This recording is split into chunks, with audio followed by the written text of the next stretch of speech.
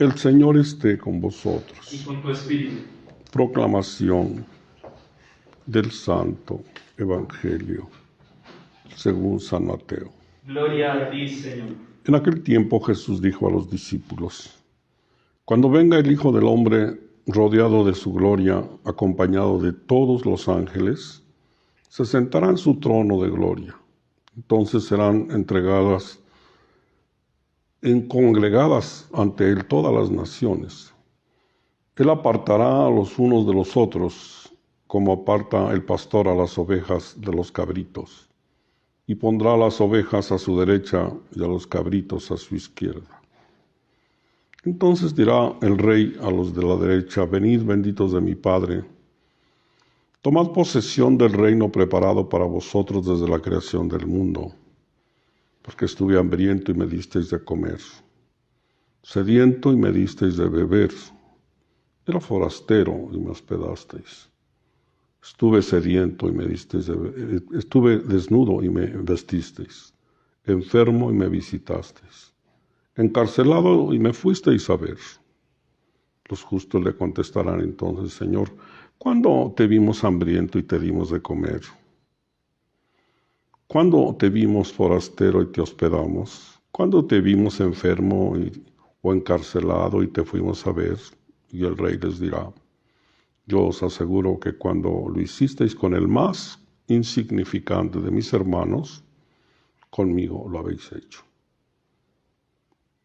Palabra del Señor. Gloria a ti, Señor Jesús. Pueden sentarse. Hoy celebramos, como dije, la fiesta de Cristo Rey. Desde el Vaticano II es la fiesta que cierra todo el año litúrgico. Y un año litúrgico es una oportunidad que tiene cada persona, cada seguidor de Cristo para crecer en su fe, en su esperanza y en su caridad. Un año para crecer en su vida espiritual, en la vivencia de todas las demás virtudes, las virtudes cardinales y todas las demás que tienen que ver con la madurez espiritual. Es un tiempo para crecer, es un tiempo para, como dice San Pablo, para cristificarse. Carta a los Gálatas. O sea, irse haciendo cada día más cristiano. Llegar a pensar y amar como Cristo pensaba y amaba y sigue pensando y amando.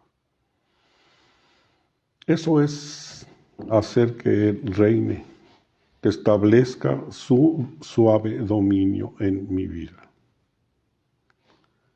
Cuando hablamos de cosas espirituales, yo les digo a mis alumnos en clase, desgraciadamente nuestras palabras se quedan muy abajo de lo que queremos describir al tratar de cosas de arriba, de cosas del cielo. Porque tenemos que hacer comparaciones y las comparaciones no siempre son iguales. Por ejemplo, nosotros decimos que Cristo es Rey, porque en ese tiempo, cuando Él vino al mundo, pues lo estaban ya esperando como Rey, como Mesías. Mesías quiere decir ungido, y se ungía solamente a los reyes al principio. Y luego traducido al griego, se dice Christos. Crio es el verbo ungir, derramar aceite en la cabeza para significar que la persona empezaba a tomar posesión de un reino. Pero es una comparación. Cristo no puede ser rey, hombre. Es muchísimo más que el rey. O si acaso, como dice el Apocalipsis, el Rey de Reyes. Pero ninguna comparación puede realmente traducir la soberanía, la grandeza, la luminosidad de su gloria, que tuvo siempre desde el principio junto al Padre y que según el himno a los filipenses renunció a esa gloria y al poder que tenía para hacerse parte de nosotros, hacerse carne. Pero una vez que muere en la cruz, sobre todo en el Evangelio según San Juan, readquiere esa misma gloria. Por eso ese Evangelio, después del capítulo 13, menciona la palabra gloria muchas veces. Es la glorificación, la retoma de la gloria celestial y divina que siempre tuvo junto al Padre. Pero pues en alguna forma hay que expresarlo. Las palabras nuestras nacieron con las sensaciones, con el olor, con el tacto, con la vista, con el oído, etcétera, con los sentidos, porque así nacen las palabras, en el contacto con la realidad que nos entorna.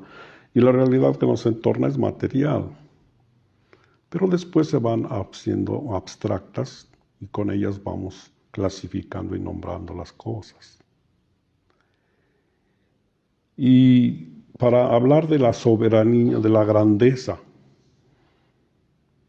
de la solemnidad de la segunda venida de Cristo, porque de eso está hablando este texto de Mateo, pues toma elementos que se llaman apocalípticos. Aquí muy pocos. Es el capítulo 25, el final del capítulo 25, el último discurso de Cristo.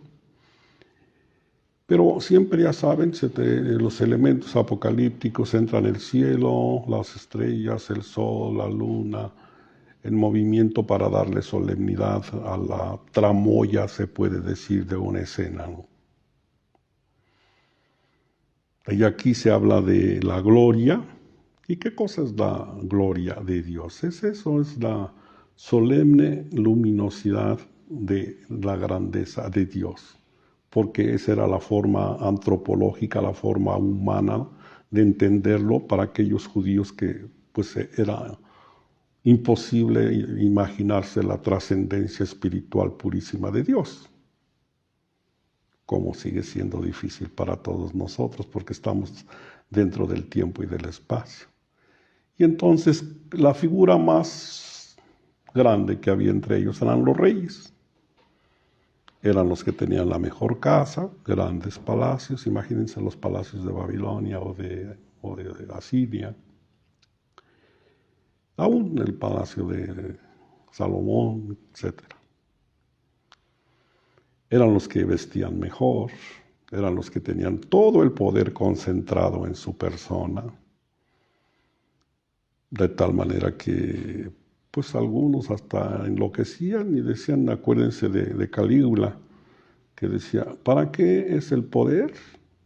Para hacer lo que uno quiera, decía él. Por eso nombró cónsul a su caballo, ¿se acuerdan que les conté? Y otros, por ejemplo, uno de los Luises de Francia decía, la France, c'est moi. Yo soy Francia. Es decir, había entendido que la persona más importante que tenía todo el poder en sus manos, poderes que la revolución precisamente les va a arrebatar a los reyes, a esos, a los Luises precisamente, y por el año 1789, se van a dividir los poderes en poder ejecutivo, poder judicial y poder legislativo, y se termina la figura del rey. Y solo los pueblos así, pues que no sé, que quieren seguir siendo fieles a su pasado, pues siguen teniendo reinas, pero pues ya no les sirven de nada. O sea, ¿para qué sirve la reina Isabel de Inglaterra? Pues para actos de tipo diplomático, pero pues esos actos de tipo diplomático cuestan un dineral espantoso. Bueno, dejemos el asunto, pero entiéndanlo pues, Cristo no puede ser un rey, es muchísimo más que un rey, es Dios, es el Señor de cielos y tierra, el creador de todo el universo, el que planeó la belleza, el orden, la grandeza de este mundo, el que te planeó a ti, este microcosmos extraordinario, imposible de definir y de entender, porque si bien se pudiera medio entender desde el punto de vista de la funcionalidad corporal, la combinación entre espíritu y materia dentro de nuestro propio yo, está muy complicado de hacerlo. Simplemente esto que estoy haciendo yo, me pregunto, o más bien desde hace muchos siglos se preguntaban las gentes, ¿qué es primero, la idea o la palabra? Y por micras de segundo, primero es la idea, se supone que primero pienso y luego hablo.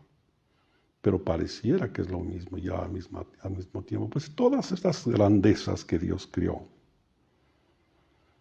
es porque Él es el soberano Señor de todo. Claro, aquí entra la palabra que se sienta en su trono, pues porque en ese tiempo para juzgar se sentaban en tronos que eran de marfil y de oro y de piedras preciosas. Pero Dios no tiene trono ni tiene silla, porque Dios no se sienta, porque Dios no tiene cuerpo, porque Dios es espíritu puro, porque Dios no está a la derecha ni a la izquierda, ni arriba ni abajo, porque Dios no ocupa lugar, porque en Él vivimos, nos movemos y somos. Acostúmbrense a pensar así, por favor, porque si no nos vamos a equivocar y nos vamos a quedar en la imagen, ¿me entienden? Dios no tiene trono, es una forma de decir, ¿me entienden? Y luego dice, entonces serán congregadas ante Él todas las naciones, pero antes dice, será acompañado de todos sus ángeles, como los reyes serán acompañados de sus grandes séquitos. Pero aquí se trata de los ángeles del cielo, que los babilonios se los imaginaban con alas. Y pues esa imagen se vino hacia Occidente, y entonces la escultura y la pintura y todas las bellas artes nos la metió por los ojos y pensamos que los ángeles tienen alas y vuelan y tienen figura humana. Y luego, bueno, ya hay cosas dentro de lo que podríamos decir cubismo o modernismo, que a cualquier cosa le llaman ángel. Por ejemplo, ahí sobre el Boulevard 5 de Mayo, Dios nos libre. Bueno, pero pues si no hay formas, si el ángel es una figura, es un espíritu también, pues entonces ya cualquiera puede expresar como quiera un concepto de ese tipo. Entonces, si el león no es como lo pintan, de los ángeles tampoco. Pero todo eso para decirles, celebramos a Cristo Rey. Y luego viene la imagen de los cabritos y las ovejas. ¿De dónde viene esa imagen? Esa tiene un pasado, como muchas cosas que Cristo maneja. Primero vamos a ver el pasado y luego regresamos a Cristo. El profeta Ezequiel es uno de los profetas que le tocó vivir en los tiempos más difíciles de la historia de Israel. Voy a decir algunos datos así rápidos.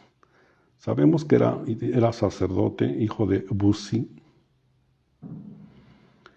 Sabemos que se fue en la primera deportación, cuando Nabucodonosor vino a Israel y se llevó prisioneros a más de 11,000 gentes. Imagínense lo que significa una destrucción y llevarse prisioneros a más de 1,000 gentes, a más de 1,000 kilómetros de distancia, asegurados de alguna manera para que no escaparan, caminando.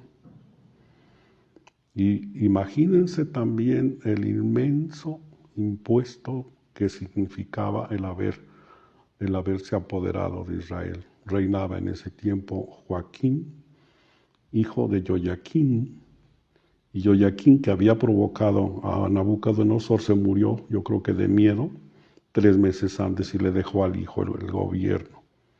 Y el pobre hijo pues tuvo que recibir esta humillación, y también se fue prisionero y allá vivió y murió, allá en Babilonia. Se llevaron a esos prisioneros y allí iba Ezequiel. Y porque la historia es así, porque la historia la lleva Dios. los llevaron y los juntaron para que vivieran allá en la parte sur de Babilonia, allá donde se juntan prácticamente los dos ríos, los del Éufrates y el Tigris, por ahí cerca de una población que se llama Nippur, ya les he dicho. Y en concreto, Ezequiel vivía ya como profeta y como sacerdote en un pueblecillo que se llamaba Tel Aviv, pero no el Tel Aviv moderno de la costa mediterránea de ahora, no, un Tel Aviv de ese tiempo, allá en Babilonia. Y él dice que cerca del río Cobar, que ya seguramente, pues no era río, era un canal, porque por allí no había otros ríos que los dos grandes ríos que ya están a punto de desembocar en el Golfo Pérsico, para los que se acuerden de su geografía. Entonces era un canal, y ahí empezó a trabajar en torno a la ley, que era lo que les quedaba. Pues, y el trabajo de un profeta, ¿cuál es el trabajo fundamental de un profeta que representa los designios de Dios? En este caso, primero que nada, consolar, porque muchos se habían ido heridos.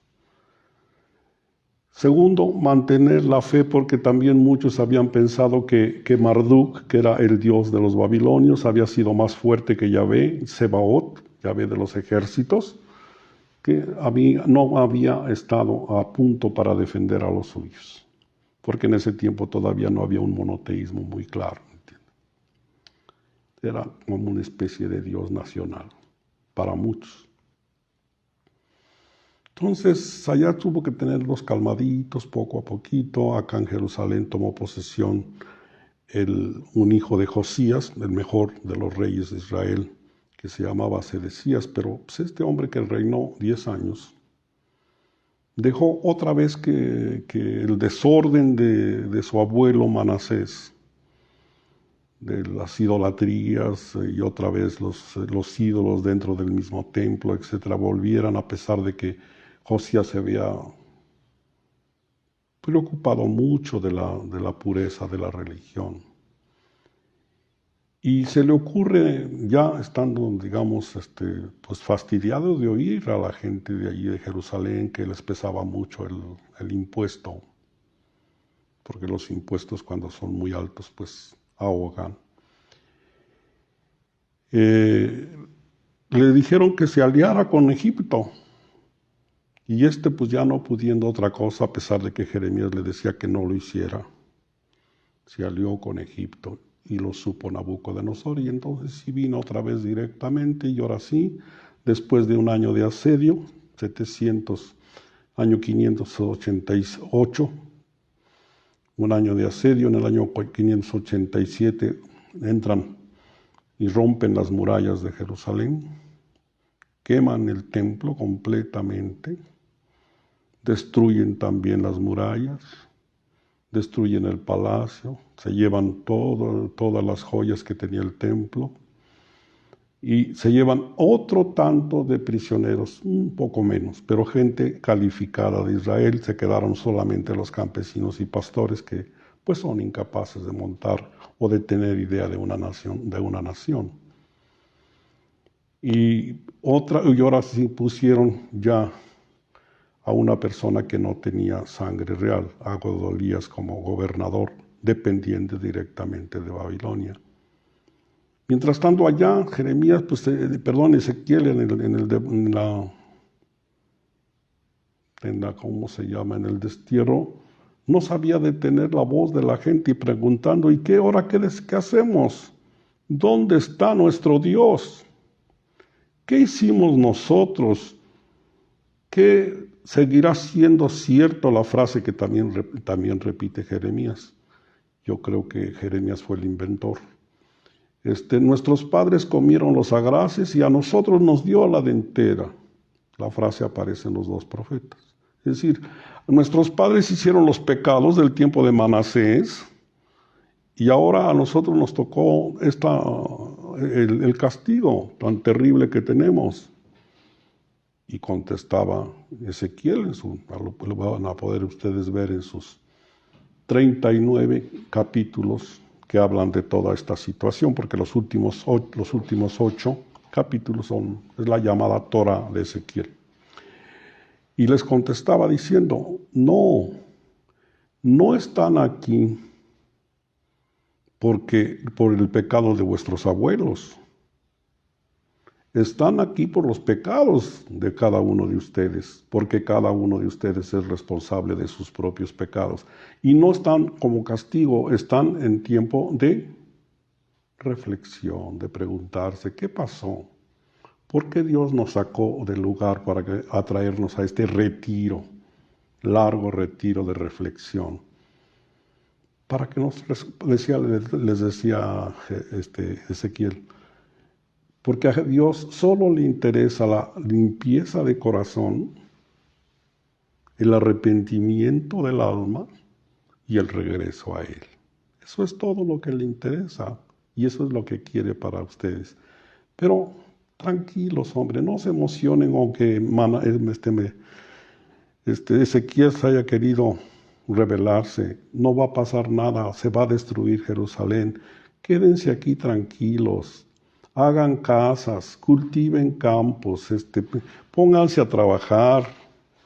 No van a regresar ustedes ya nunca más a Jerusalén. Regresarán sus hijos, porque aquí se van a estar más de 50 años, o por lo menos 50 años, y una generación en ese tiempo duraba 50 años. Así que todos los que se fueron prisioneros no regresaron. En el año 538, cuando Ciro les da permiso de regresar, empieza precisamente este capítulo. Desde el capítulo 25 hasta el capítulo 39, el Ezequiel positivo, el que les dice, Dios no los ha olvidado, porque Dios nunca olvida sus promesas, porque Dios nunca olvida sus alianzas, porque Dios nunca olvida a su pueblo y les promete que van a regresar, que van a tener una situación diferente. Y ¿saben qué? Hay cosas que también son ciertas que quiero que sepan. No toda la maldad del pecado, toda la malicia del pecado la tienen ustedes, sino sus malos pastores. Capítulo 34. No se olviden nunca más de este capítulo. Sus malos pastores, es decir, sus reyes, sus profetas, sus sacerdotes, que no supieron instruirlos, que no supieron conducirlos, también tienen una gran responsabilidad. Pero yo, a partir de ahora, ya ven, y aquí viene el texto, yo mismo iré a buscar a mis ovejas y velaré por ellas. Así como un pastor vela por su rebaño cuando las ovejas se encuentran dispersas, así velaré yo por mis ovejas e iré por ellas a todos los lugares por donde se dispersaron un día de niebla y oscuridad, un día terrible de oscuridad del alma para muchos que habían perdido la fe y empezaron a creer en la diosa de los cielos, como dice Jeremías. Dios, de la misma manera que un pastor se preocupa por cada una de sus ovejas, por la débil, por la que está herida, por la que tiene hambre, por la que tiene sed, y las lleva a buenos pastos, etcétera, como lo va a cantar el Salmo 22 después. Así es Dios, que después también San Lucas en una de sus, es decir, Cristo, a través de la pluma de San Lucas, nos va a representar esta preocupación del buen pastor, que cuando se pierde una oveja va a buscarla, deja las 99 y se carga la oveja sobre sus hombros y la trae y la incrusta en el rebaño. Preciosa imagen de esa parábola de Lucas del capítulo 15. Y el canto del Salmo 22. El Señor es mi pastor, nada me puede faltar. Te lo canto para que te acuerdes que Dios nunca falta a sus promesas. Que Dios nunca olvida a sus amigos.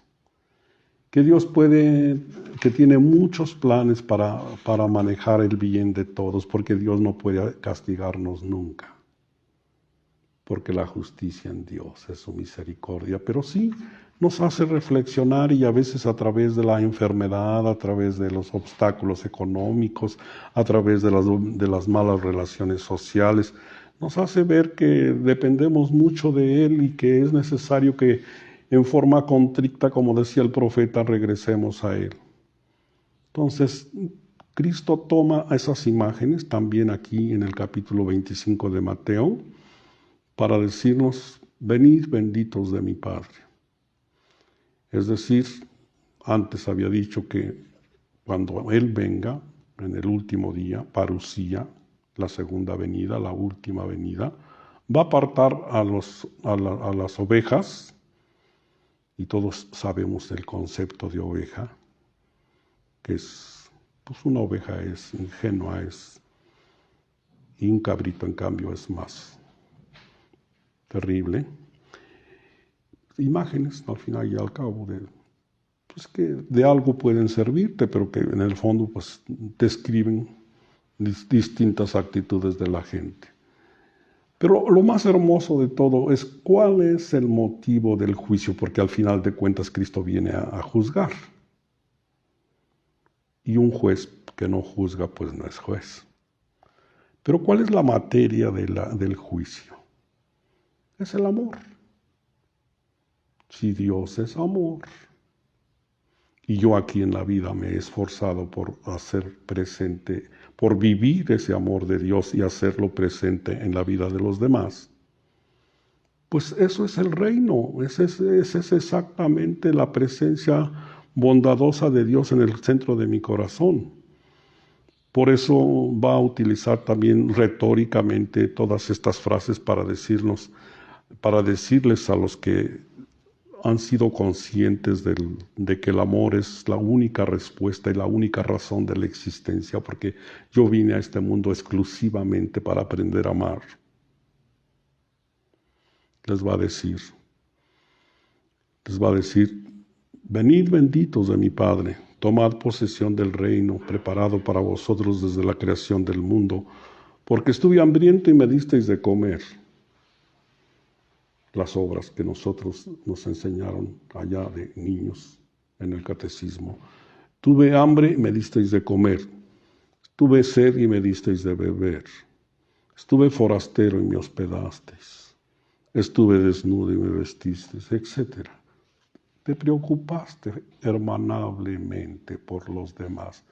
En primer lugar, viviste el gran amor de Dios, experimentaste la misericordia de Dios, y desde ese presupuesto fundamental de tu existencia, abriste el corazón primero,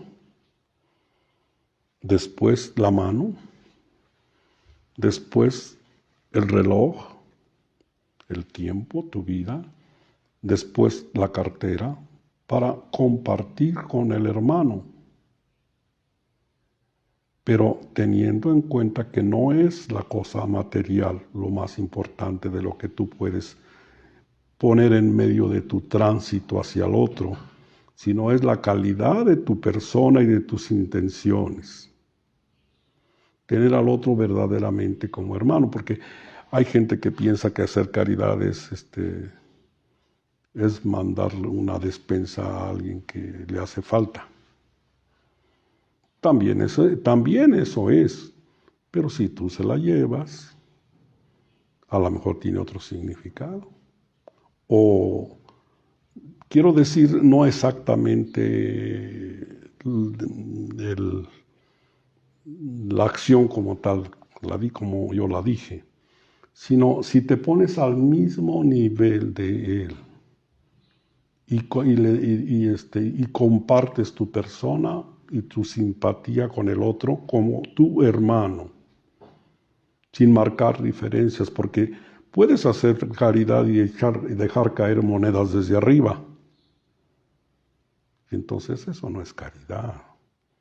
Eso es decir, pues, ándame, que te vaya bien. Es decir, no empeñaste ni el corazón, ni sentiste al otro como hermano, porque tampoco tú te sentías hijo del mismo Dios. Vamos a terminar meditando. Yo, ¿qué he hecho con mi vida desde que vine a este mundo?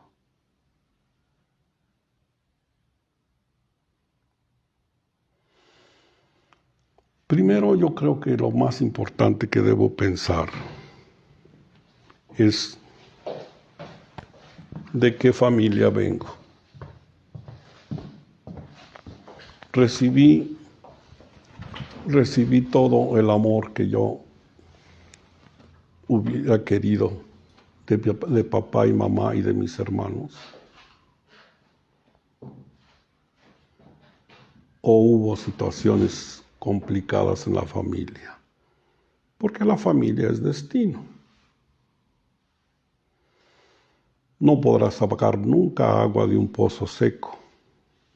Si no te dieron afecto, pues no vas a dar afecto, a menos que te hayas dado cuenta a tiempo y te hayas llegado y hayas reflexionado por tu cuenta o te hayas dejado ayudar por un profesional de la conducta para saber cuántas orfandades llevas cargando en tu espalda. Porque ese es un trampolín humano que es indispensable para captar que Dios te ama. Porque primero eso es lo que tienes que hacer, de saber experimentar el amor de Dios como Padre en tu vida, que al final de cuentas es el reino. La presencia, la suave presencia del Padre en tu corazón.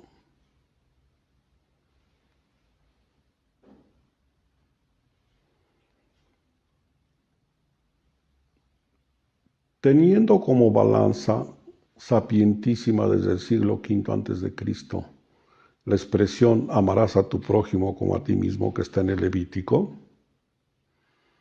pues ya tienes una directiva, ya tienes una balanza para poder medir tu propia calidad de ser humano.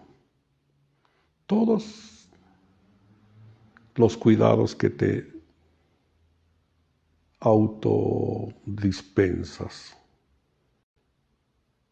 también los compartes con los otros, o solo tú sabes conjugar los verbos en primera persona, con el pronombre yo y yo. O ya sabes, o ya aprendiste la conjugación del nosotros, vosotros, ellos, el plural.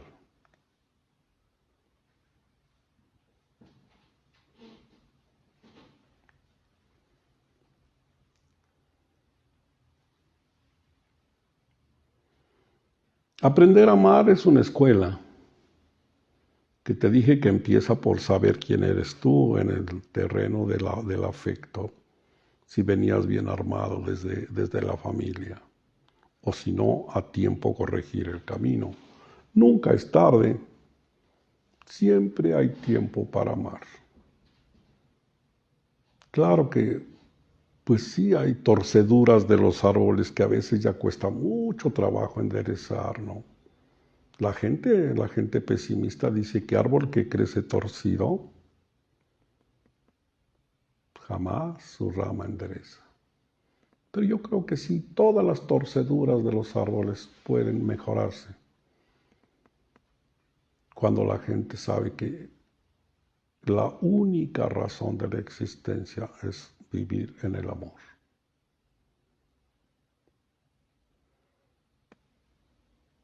Y la pregunta última del año, porque de aquí a 8 días ya vamos a empezar otro tiempo. Hoy mismo ya me ves vestido de otro modo.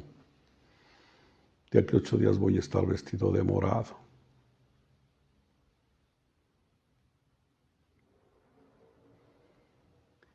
Hoy es el último día del año litúrgico. fiesta de Cristo Rey.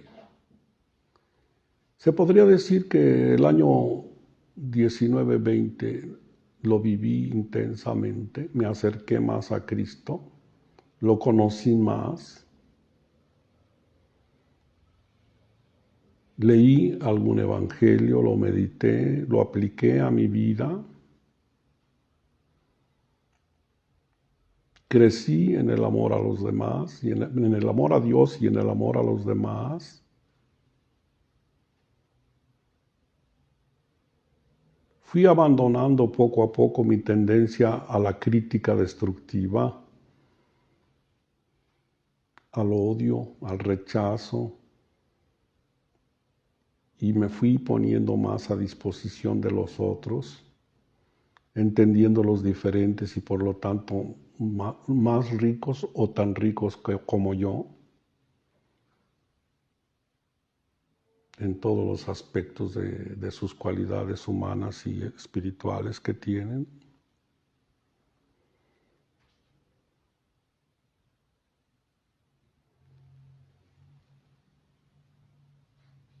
¿Qué páginas del Evangelio te cuestan más trabajo vivir?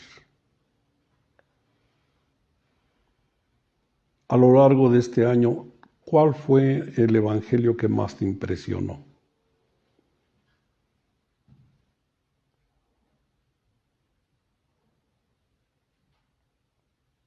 ¿Qué lugar ocupa Cristo, no solo en la imagen esa que antes te hacía que pusieras en tu casa, aunque no tengas la imagen, hombre?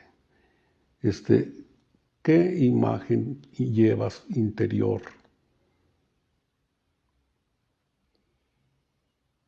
y cultivas en tu vida sobre la persona de Cristo? ¿Qué cercanía guardas con Él?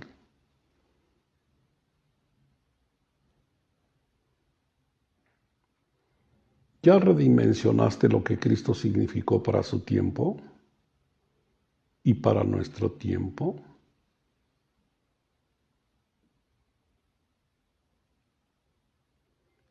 ¿Sabes que el 80% de los llamados bautizados no conocen a Cristo y que podrías hacer algo por Él, por el Evangelio, para que conociendo más a Cristo lo amaran más y le dieran un sentido más profundo a su vida?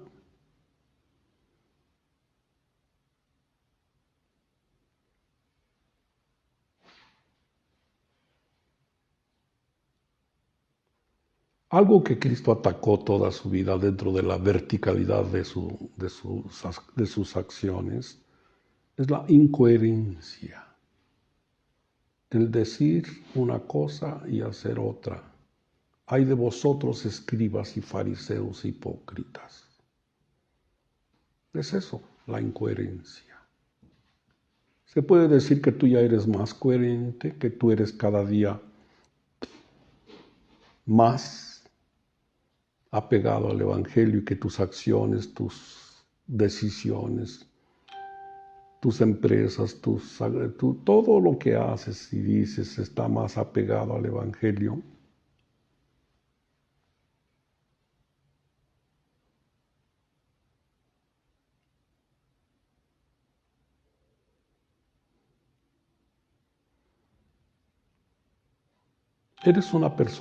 Te consideras una persona madura, de tal manera que eres capaz de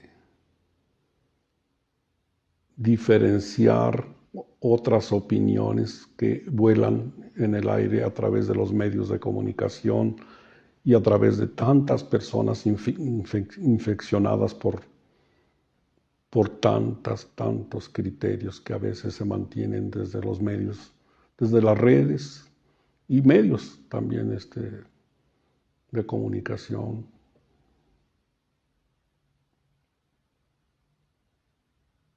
O vives dentro de una moda o forma de vivir que te da vergüenza a veces vivir tu evangelio.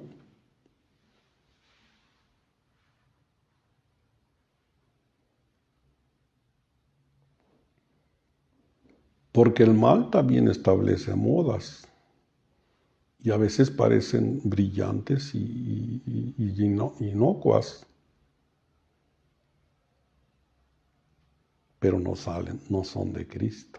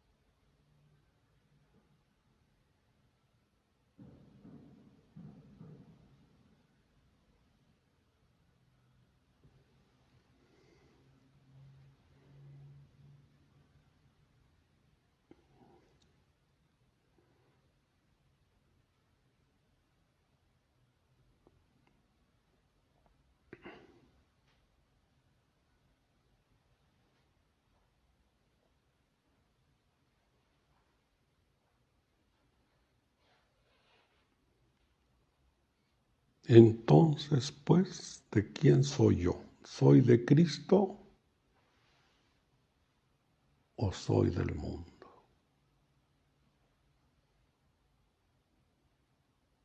Me refiero a las tendencias de filosofías baratas con las que muchas gentes viven.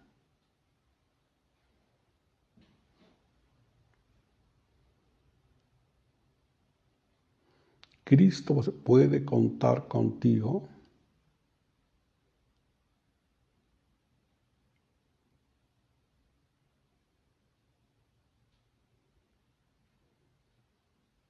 ¿Estás agradecido por todo lo que este año has vivido?